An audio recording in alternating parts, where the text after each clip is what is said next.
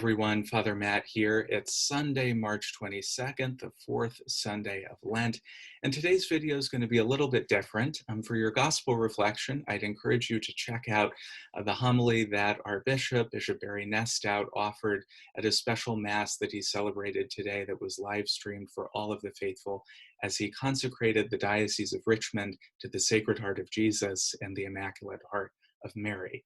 But I did want to offer a reflection on remaining steadfast and a word of encouragement that the Lord continues to be with us. You know, this Sunday, for many of us, as the vast majority of the faithful do not receive the Eucharist, there's a certain heaviness and a sadness that comes with that, you know, that this integral part of our life, of the celebration of the Eucharist and this communion that we share, has taken on a different form. But the Lord continues to remain at work, and I think there are so many saints that can help us to keep that in mind and that witness to the enduring presence and the creative love of Jesus. And one of them that I'd like to highlight today is Saint Mark Ji Tianjiang of China. He grew up in a Catholic family in China in the late 1800s and was a doctor. And because of a stomach ailment, he prescribed himself opium to treat his illness. Unfortunately, he became addicted to it. And when he brought this to confession, his confessor, not understanding the nature of addiction as we do now, instructed him to not receive communion any longer until his addiction subsided. He prayed for this to happen, and it did not.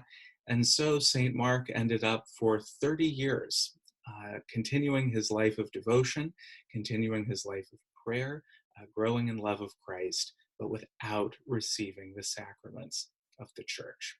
He eventually would die a martyr as a result of the Boxer Rebellion in China, and continues to be celebrated today, not only for his heroic witness as a martyr, but also for his persistent love of the Lord, in spite of the distance that was presented him by not being able to receive the Holy Eucharist.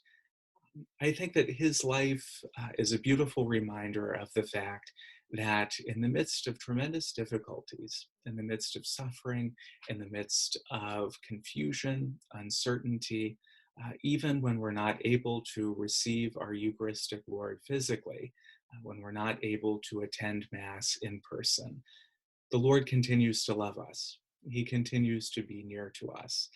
He continues to work in our hearts and to guide us as we grow more closely to Him. And I want you to know on a personal note that as I celebrate the Holy Eucharist every day, I carry each and every one of you very close in my heart and offer all of you to God the Father with Jesus Christ, our eternal and sovereign high priest. So do know that you are very close in prayer. I love each and every one of you so very much. And together, the Lord invites us to continue to grow near to Him, right? To listen to Him, to grow in love of Him, and to share His love however we can with each and every one that we meet.